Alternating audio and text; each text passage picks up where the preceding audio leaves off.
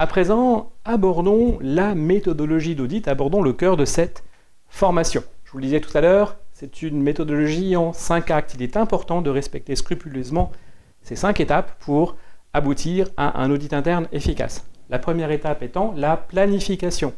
Alors, on en a parlé tout à l'heure, la planification, elle se fait déjà dans le temps, sur une campagne complète. On ne fait pas un audit parce qu'on a le temps, on fait un audit parce qu'il est prévu de le faire.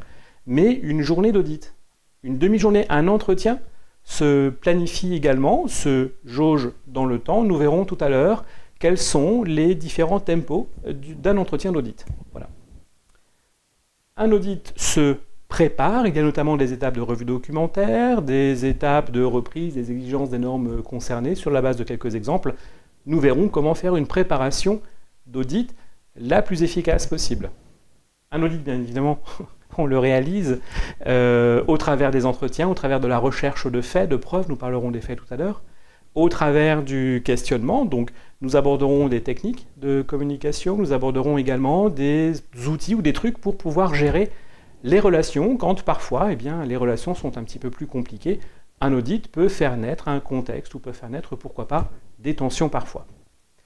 Un audit se restitue, les constats, les écarts, les situations se restituent. Nous verrons comment identifier et formuler des constats, des écarts, de manière à ce qu'ils servent vraiment de support d'amélioration.